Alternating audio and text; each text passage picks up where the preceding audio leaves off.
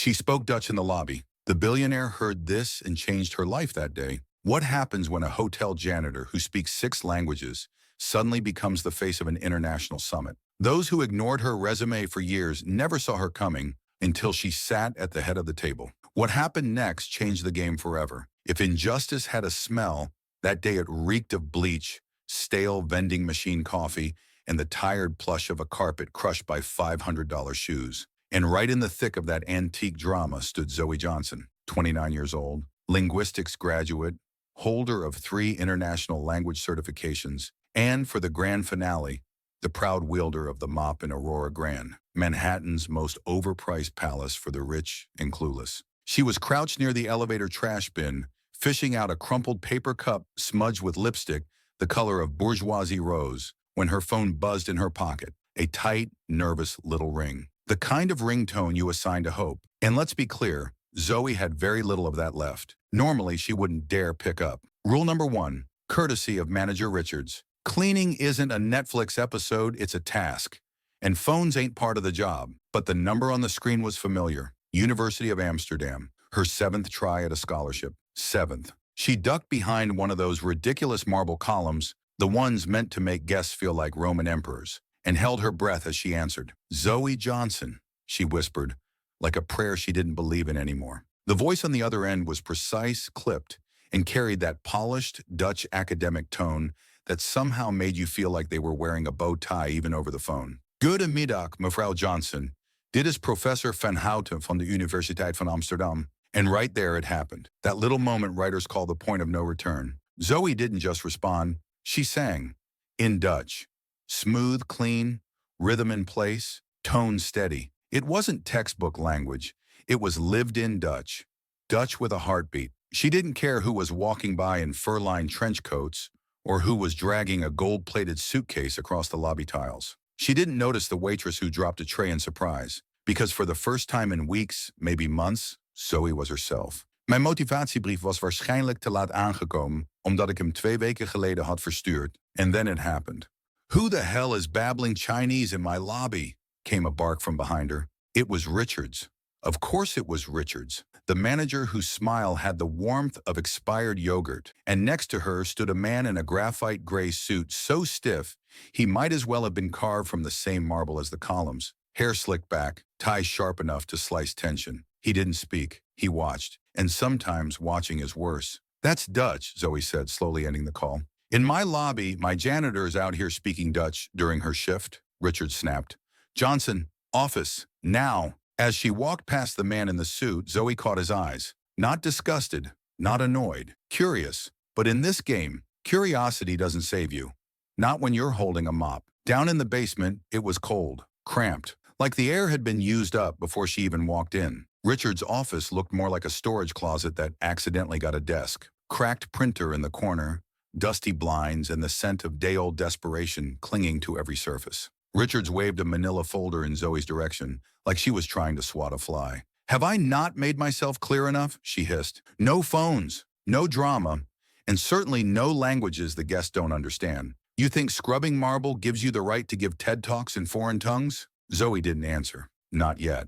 Not because she didn't have words, but because she knew the value of silence. Her grandma had told her once, don't scream at a glass door, just break the damn lock. I'm reassigning you to conference hall sanitation, bathrooms, post-events, no bonuses, no weekends, 3 months minimum. If you feel like speaking Dutch, go have a chat with the urinals. Zoe inhaled through her nose, held it. And what about the front desk girls FaceTiming their boyfriends during shifts?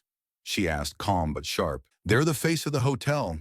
You are the floor. Ah, there it was, the real sentence. Dressed up in policy, dipped in protocol, but raw as ever. Know your place. And in their eyes, her place had always been underfoot. That night, Zoe didn't cry with sound, just tears, quiet, steady. Her Georgetown diploma hung crooked above her tiny desk. Cheap frame, faded ink. Underneath it, her stack of language certifications, her and her sister holding a trophy from a college Chinese translation contest. Dinner was buttered noodles. Bank app showed a negative balance. Her chest held something between fury and fatigue, not revenge. No, she wasn't here for drama. She wanted something cleaner. She wanted justice. She wrote an email to Amsterdam. No begging, just a statement. I'm not done trying. Then she crawled into bed, because come morning, she'd be mopping the floor outside the men's restroom. And over there, the scent wasn't ambition. It was reality. Zoe showed up before sunrise, not out of fear. Number. That part of her was long dead. She walked through the front doors of Aurora Grand not like a staff member sneaking into a shift, but like someone stepping into a courtroom. Her stare was forward, fixed like a compass that had rediscovered north. Her braids were tied back so precisely they looked like armor. Her uniform, pressed to perfection, carried the cold elegance of a funeral suit, a ceremony for bearing the version of herself that once believed in fairness. She wasn't there to prove anything. She was done with that. Now, she was there to witness the day prove itself to her. She was halfway across the lobby when something strange happened. "Johnson!"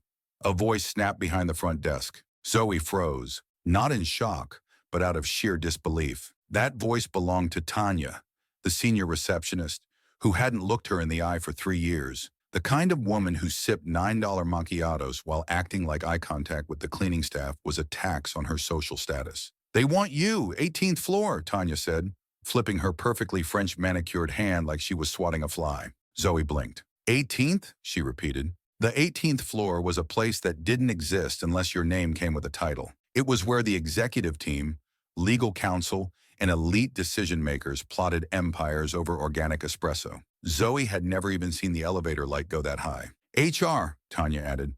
"Now." Zoe stepped into the elevator, the doors sliding shut behind her like the opening act of a play. Her palms weren't sweaty. She wasn't afraid. But her heart? Her heart was knocking at her ribs like a tenant who'd paid too much rent for too long. Somewhere inside, she wondered, what does air smell like up there? Does it still reek of bleach? Or does it carry the scent of something freer, something earned? The doors opened, and instantly she knew. The air was different. It smelled like cologne that cost more than her rent, mixed with the sterile indifference of people too powerful to say hello. The hall was quiet, lined with frosted glass and offices that overlooked the city like they owned it. As she walked, men and women in tailored suits passed her without glancing up. But that was familiar. Zoe had spent her life being invisible to those who wrote the rules, and she wasn't here to play by theirs anymore. She reached the HR suite. A woman in a gray blazer looked up from her monitor and barely blinked. "Ms. Johnson? Mr. Coleman would like to see you." Personally, time slowed. Zoe's breath caught in her throat. She swallowed it back like steel. Mr. Coleman, the Mr. Coleman, owner, founder, the man who stood silently in the lobby yesterday and saw her not as background noise, but as something else, something human. Inside his office, everything screamed legacy. The cherry wood desk could have doubled as a dining table. The windows looked out over Manhattan like gods peeking down from Olympus. And in the center sat the man himself, in a chair so wide and soft it could swallow a person whole. He didn't greet her. He didn't offer his hand. He just stared, not with arrogance, with calculation, like he was reading her, line by line, decoding something nobody else had taken the time to understand. "Sit," he said. She did. Not timidly, not halfway. She sat straight, grounded. She wasn't here to shrink. "I asked HR to pull your file," Coleman began. "I'll be honest. I didn't expect this. Georgetown, 6 languages, Dutch, Mandarin, French, and you're cleaning bathrooms?" She smirked, not with joy, with salt. "I applied for 47 international affairs roles in the last 6 years," she said. "Got 0 responses." He raised an eyebrow. 47? And 12 internal department transfer requests. All rejected. No interviews, no feedback. Coleman leaned back, slow and thoughtful. You could see the arithmetic behind his eyes. Something wasn't adding up, and for once it wasn't Zoe who was being questioned. "Manager Richards, Director Whitmore," he murmured like saying their names left a bad taste. "Interesting, especially since Whitmore told me last week we had a shortage of multilingual staff before the Tokyo delegation visit." "Strange coincidence," Zoe replied. Her tone was cool, but her words carried weight. Heavy, lived-in, bitter-like truth left out in the sun, like hiring amnesia. He looked at her for a moment longer. Then he said it. "I'm not in the habit of wasting talent. Today we've got an emergency. A joint delegation just arrived from the Netherlands and China. Our translator bailed, and I want you to," he slid a folder across the desk, "lead communications, temporarily, as our international affairs coordinator." Zoe blinked. "Coordinator? Me? Pay is $5,000 a week. Contract through the end of the conference. If you do well, we talk long-term. She sat back, eyebrows raised. Why me? Because yesterday I heard you speak, because you didn't crack under pressure, and because for the first time in a long time, I started wondering just how many people like you exist in this building. Brilliant, capable, and utterly invisible. An hour later, she had a badge, an elevator pass, a corporate tablet she could never afford on her old paycheck. And when she walked into the grand conference hall, now filled with impeccably dressed guests from Beijing and Rotterdam, she didn't hesitate. She spoke Dutch like it was a violin. She switched to Mandarin like flipping a light switch. She stood at the center of the room, not like someone who just arrived, but like someone who belonged. And then she saw her, Manager Richards. The look on her face could have frozen steam, disbelief, fear, a twist of pure, undiluted rage. "Johnson," she stuttered, "what are you doing here? Where's your uniform?" Zoe turned, her voice smooth as silk pressed by truth. "I'm working, International Relations Coordinator. By Mr. Coleman's request." "That's impossible. You're not qualified." "Georgetown, 6 languages, level C2 fluency. My resume's been in HR since 2017. Nobody ever read it." Silence. Richard stood paralyzed. And as Mr. Coleman walked past, he nodded at Zoe. Just one small gesture, but it was a wrecking ball. Richards deflated, quietly, because in that moment, she understood. Her reign had ended. That night, Zoe stood on the rooftop of the hotel, looking out over Manhattan like it finally saw her. The skyline wasn't just glass and steel anymore. It was a question. What next? She breathed in deep. The air still tasted like injustice, but it was thinner now, crackling, because systems don't collapse from one promotion, but they do start to bend when you become the one who decides who gets seen. The Aurora Grand's conference hall didn't feel like a ballroom anymore. It felt like a summit of nations. Glass walls glinting in the morning sun, espresso machines worth 5 figures humming in polished silence, and interpreters seated like uniform statues, reciting translations so flat and lifeless, you'd think someone handed them apathy along with their name tags. But not Zoe Johnson. She stood without a headset, no robotic drone in her voice. She didn't speak languages, she carried them, like heirlooms passed down over dinner tables, like lullabies whispered in childhood. Her Dutch rolled out smooth and certain, like velvet with a spine. "My naam is Zoe Johnson. Welcome bij ons hotel," she said warmly to the Dutch delegate, who smiled with recognition. Then, without missing a beat, she turned to the Chinese envoy and said, "Nin hao, 我们很高兴您能来." No script, no pause, no fear. And just as the air began to settle into admiration, a sound shattered it. Not a mic glitch, not a broken device. No, this was the sound of pride cracking, the slow, splintering noise of a system realizing it might be losing its grip. Enter Richards, and beside her, Mr. Whitmore, the director of operations. Together, they walked into that space like prosecutors entering a courtroom. Stiff shoulders, set jaws, the kind of posture people wear when they're too used to being obeyed. Only this time, the courtroom wasn't theirs, and the judge, he was no longer from their circle. "Ms. Johnson," Whitmore said, his voice thin but trying to carry authority, like a man chewing his ego raw. "What exactly is your function here? Who approved you for this session?" Zoe didn't flinch, didn't even turn her head. She finished translating a phrase for the Chinese diplomat, gracefully concluding the sentence before calmly speaking. "Mr. Coleman, personally, yesterday morning, contract signed, HR was notified." Richard stepped forward, red blooming across her cheeks like wildfire. "You are not authorized to interact with clients directly," she snapped.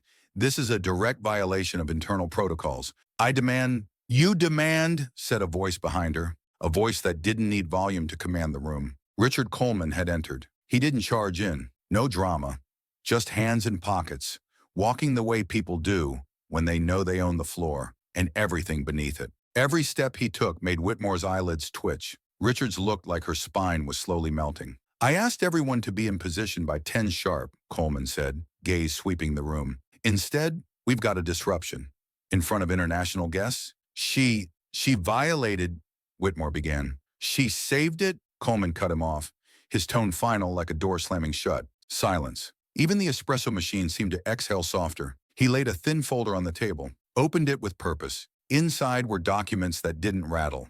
They roared. "In the past 6 years, our hotel has received 128 internal applications from BIPOC employees seeking advancement or transfers," he began, voice calm but cold. Out of those, only 2 were reviewed. The rest, including Ms. Johnson's, were rejected. Automatically. No interviews. No explanations. Richard's lips parted. Nothing came out. Whitmore swallowed so hard it echoed. And here's the interesting part, Coleman continued, eyes now locked on the 2. For the past 3 years, both of you have repeatedly emailed me personally, complaining about our shortage of multilingual personnel for global events. I have the emails. I have the dates. I have your signatures. Richards gripped her folder tighter, her knuckles pale. Her face? A portrait of someone who just watched their foundation give out. Whitmore opened his mouth, closed it, then stammered, Mr. Coleman, we were just trying. You were trying to build a ladder, Coleman interrupted, but only for certain people. You constructed a system where talent got buried, not because it wasn't real, but because it didn't fit your image. Then he turned to Zoe. Ms. Johnson, you will remain in your position permanently. Your salary will increase, and starting next week, you will have full authority to build a translation and international liaison team with any candidates you deem qualified. Zoe didn't cheer. She didn't cry. She simply nodded, slowly, steadily, because some moments are not for applause. They are for breathing. The next morning, something strange happened in the lobby. People said hello. Yes, actual, audible hello. Some even asked how she was doing, the same folks who used to pass her by like she was furniture. Zoe walked through the marble floor like wind through a tunnel. Not proud, not loud, just intentional. She wasn't interested in being a symbol. She was here to be a system. In the corner of the conference hall stood Daniela, the first-floor barista with roots in Haiti and a French accent people mocked behind her back. The one who, over a coffee break, had once mentioned she studied at the Sorbonne and been laughed off like she'd claimed to walk on water. Now, she was candidate number 1 for Zoe's new department. You're really putting together a team? Daniela asked, her voice trembling like a flame in the wind. Not a team, Zoe said. A shift. Quiet. Concrete. No slogans. Just proof. That evening, Zoe opened her inbox. There it was. An email from Professor Van Houten in Amsterdam. Your Dutch fluency surpasses most of our graduates. We're ready to revisit your application. Please let us know if you're still interested in continuing the admissions process. Zoe stared at the screen. Then she clicked delete, not in anger, in clarity. She was done asking to be seen. She was building a place where people are recognized the first time they speak. 2 months had passed. From the outside, Aurora Grand still looked the same. Same marble columns stretching like ambition into the sky. Same fleet of black cars with private drivers idling outside. Engines humming like background power. But inside, something was different. Not in the decor, not in the carpeting, in the eyes. Because now, when Zoe Johnson walked through that lobby, people looked, not in confusion, not with that accidental stare folks give when they're surprised to see a black woman standing tall. No, now they looked with acknowledgement and sometimes quiet caution. The kind people reserve for someone who can write their future in permanent ink. Zoe didn't wear a mop anymore. She wore a badge with a gold edge. It said, Director of Global Language Relations, Zoe Johnson. That's right, not assistant, not acting, not temporary, director. A word that once felt like a gated mansion was now hers, with keys in hand. But the part that gnawed at the old guard? It wasn't just her position, it was how she wore it, unapologetically. No head tilts. No, thanks for the chance, just presence. She wasn't here for payback. She was here to build. In the office next to her sat Abigail, the overnight custodian with 2 kids and a quiet gait. She used to walk like she was trying not to be seen. Now, she was the coordinator of internal language programs. Zoe had found her name in a forgotten schedule. No interview, just a private test and a quiet "you're hired." Because Zoe didn't need anyone to prove anything. She saw it. Zoe, Abigail called from across the desk, her eyes still adjusting to fluorescent lights that weren't underground. We've got an intern from kitchen staff, claims he's studying linguistics. Says he speaks Spanish and Arabic. Zoe didn't hesitate. Bring him up. Not tomorrow. Today. Because now she decided who got invited upstairs. Then they came, Whitmore and Richards. Not for a job, for a meeting, a closed-door session of the Internal Diversity Board. They arrived as guests, not gatekeepers, their hands folded, faces tight, wearing humility like borrowed coats. Ms. Johnson, Whitmore began, voice slower, softer than she remembered. I came to apologize for how we treated you. It was systemic, deliberate, and convenient, Zoe interrupted, eyes never leaving her screen. She didn't stand. She didn't need to. She sat like someone who no longer feared being asked to leave the room. Richards attempted something like composure. We never intended, that is, we didn't mean to discriminate. It was more about protocols. Zoe finally looked at her. Protocols, she echoed. The kind that kept people like me scrubbing your parquet floors while you called yourselves culture architects. Or have you forgotten how you once said, Zoe's accent doesn't sound polished enough? I was reading the dinner menu in French. For guests, silence, sharp, suffocating. There was no escape now. Everything was documented. The system had receipts. Whitmore pulled out a document, an official letter, a recommendation. To nominate Miss Zoe Johnson for the internal Breakthrough in HR Award, it read, signed by his hand. Zoe read it, folded it neatly. I don't need validation from those who just noticed I exist. It's not for you, Whitmore murmured. It's, an attempt to start fresh. Zoe's eyes narrowed slightly. Then start with a public apology, she said, via internal newsletter, acknowledging everything, not just to me, to everyone you overlooked. They hesitated. Otherwise, she added, you can leave, with your letter unsigned. They left, their shame neatly packed back into their briefcases. And then it came, the day. Aurora Grand hosted its first ever multilingual and inclusion leadership conference. The brainchild of one woman, her idea, her name on every flyer, her vision now laminated across doors and posters. The auditorium buzzed with something electric. Not caffeine, not protocol, hope. Staff from every department filled the chairs. Black employees, Latinx teammates, Arab frontliners, Asian professionals, many of them attending a company event for the first time where they weren't just serving water. Zoe took the stage. No notes, no nerves. 6 years ago, she began, I was cleaning these floors. I spoke 6 languages, but was labeled unqualified in HR files. Not because the system was broken, but because the system was built that way. For some, against others. You could feel the breath get caught in the room. But now we're here. We don't ask. We organize. We don't beg. We restructure. The applause that followed wasn't just loud. It was hungry, like people had waited their whole lives to feel seen. And now that the door had opened, they weren't letting it close. Later in her office, Zoe opened a letter. Thick paper.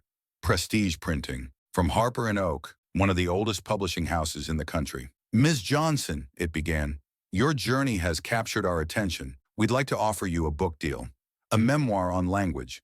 Not just spoken, but lived. On how words, when held right, can reshape worlds. She picked up a pen. Signed the agreement. Tell the truth, she whispered to herself. But tell it in a way even the ones who once said, you don't fit here, can't look away. Just before heading home, she passed reception. There, mopping near the elevators, was a man, about 40, tired eyes, brown skin, muscles stiff from endurance, not weightlifting. The look of someone hanging on, not by choice, but necessity. What's your name, she asked. The man looked up, surprised. Kevin, he said. You speak any languages? Zoe asked casually. He blinked. Yeah, French. My mom's from Senegal. Why? Zoe smiled. Not wide, not performative, just enough to break something heavy in the air. You want to be a translator? Me? Not can you, she said. Do you want to? Because here, we don't ask if you've proven it yet. We ask if someone's ever seen you before.